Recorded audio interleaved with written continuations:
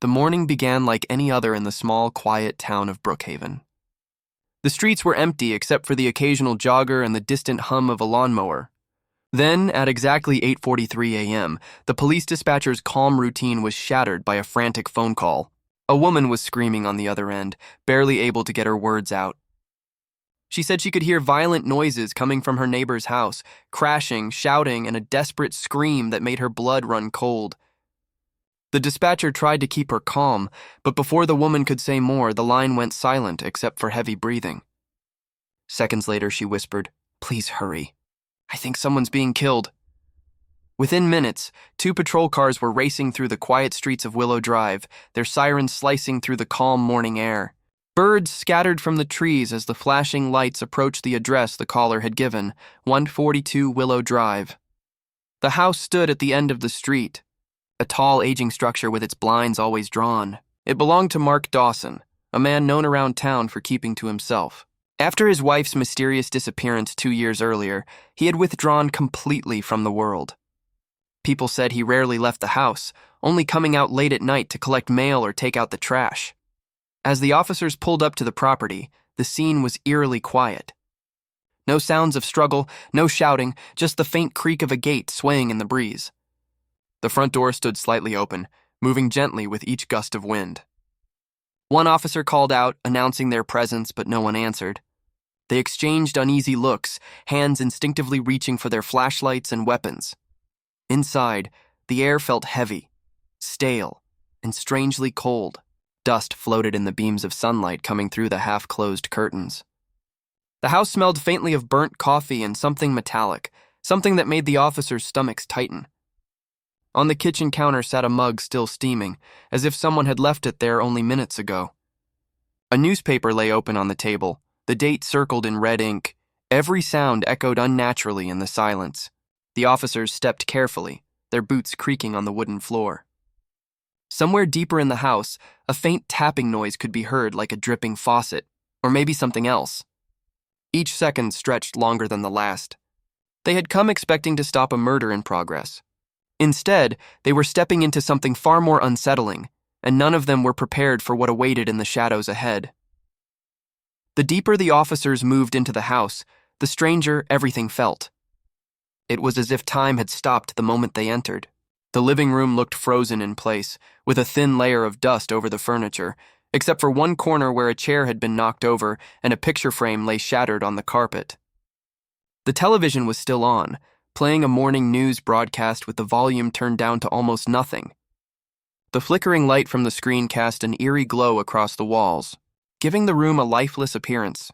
In the kitchen, breakfast sat untouched on the table, a plate of scrambled eggs gone cold and a fork resting halfway off the edge.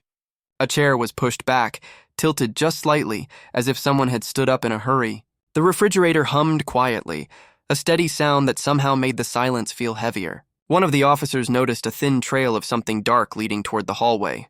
When his flashlight beam followed it, the dark line turned into the faint smear of dried blood. It wasn't much, but it was enough to raise every hair on his neck. Upstairs, the air was even colder. The walls were covered in old photographs, many of which featured Mark Dawson and his missing wife, Claire. In most of the photos, they looked happy, smiling in front of their house, posing with friends, enjoying ordinary moments. But when the officer looked closer, he noticed something disturbing. In nearly every picture, Claire's face had been scratched out. Deep lines dug into the photo paper, as if someone had done it with a knife.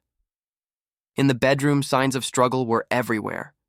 The mattress was half off the frame, the lamp was broken, and the mirror on the dresser was cracked in two. A bloody handprint marked the wall near the window, smeared as if someone had tried to catch themselves while falling.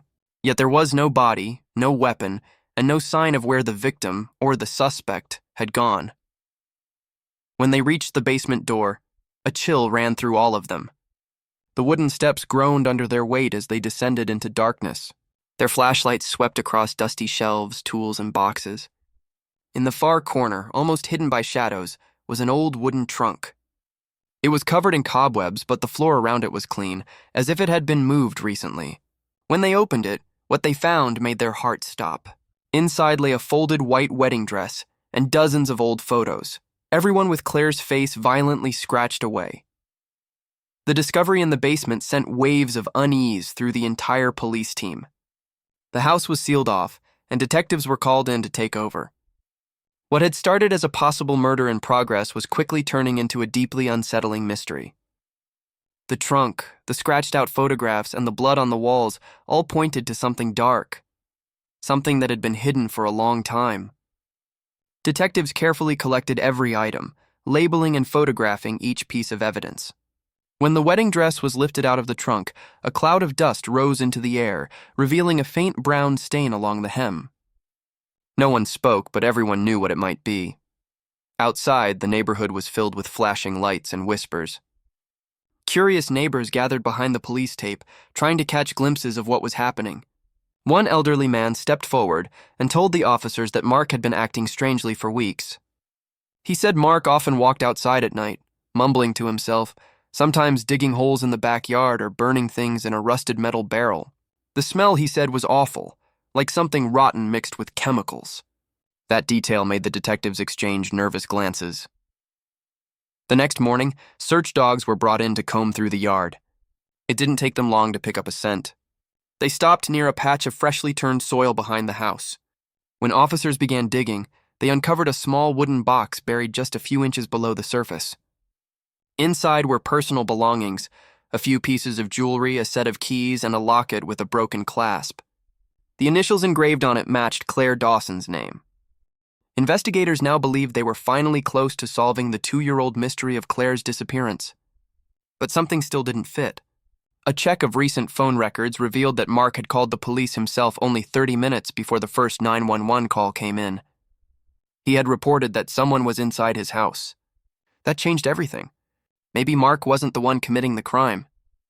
Maybe he was the one running for his life. The timeline no longer made sense, and the detectives realized they weren't dealing with a simple murder. Whatever had happened inside that house was far more complex and much darker than anyone had imagined.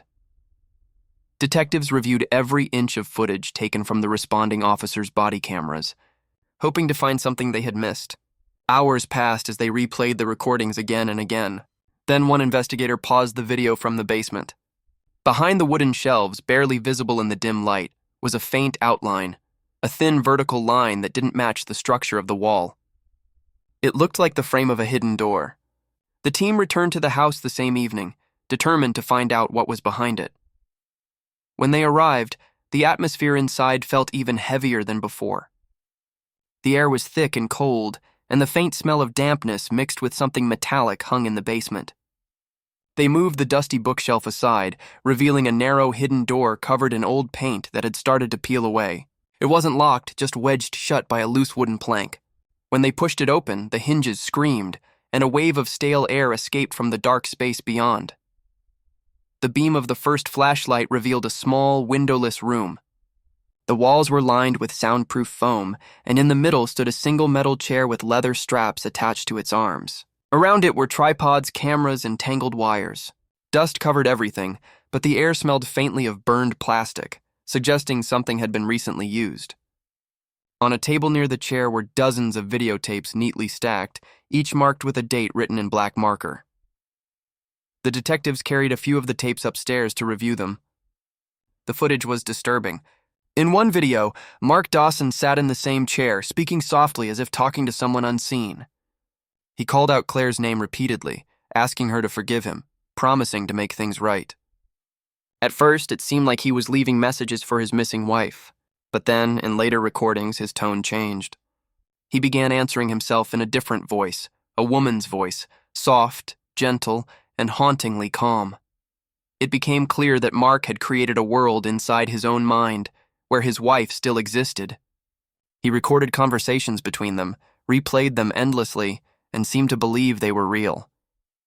The hidden room wasn't just a secret place, it was the space where Mark's guilt and grief had turned into something terrifyingly delusional. The truth was beginning to unfold, and it was far more tragic than the investigators had imagined. The search for Mark Dawson stretched into the night. Police units spread across Brookhaven, checking motels, bus stops, and nearby woods. Every hour that passed made the situation feel more desperate. Then, just before dawn, a call came in from a fisherman at the riverbank on the edge of town. He had spotted something floating near the bridge. Officers rushed to the scene, and their worst fears were confirmed. The body pulled from the cold, dark water was Mark Dawson. His clothes were soaked, his expression frozen in a strange mix of calm and sorrow. In his jacket pocket, they found a folded piece of paper, sealed inside a small plastic bag to protect it from water. The letter was addressed to the Brookhaven Police Department. It began with an apology. Mark wrote that he could no longer live with what he had done. He explained that 2 years earlier, he and Claire had argued late one night, and in a moment of anger, he had pushed her. She had fallen, hit her head, and died instantly. Terrified, he had hidden her body in a wooded area outside town and told everyone she had left him. But the guilt consumed him. He said he began hearing her voice, feeling her presence, and seeing her reflection in mirrors and shadows. To silence his guilt, he created the recordings in the hidden room, pretending Claire was still alive so he could talk to her and ask for forgiveness that never came. In his final words, Mark wrote that he believed Claire was haunting him and that she wanted him to join her. He ended the letter with a plea for the police to set her free. That line led detectives back to the wooded area Mark had mentioned. Following his directions, they found the remains of Claire Dawson buried beneath an old oak tree, wrapped in the same fabric as the missing wedding dress from the trunk. The evidence confirmed his story completely. When the investigation closed, it left the town of Brookhaven in shock. What had begun as a frantic attempt to stop a murder ended as the unraveling of a man destroyed by guilt and isolation. There had been no intruder, no ghost, and no new crime, only a lonely husband haunted by the weight of his own secret. The truth they uncovered wasn't about a killer lurking in the dark, but about a man who could no longer escape the darkness inside himself.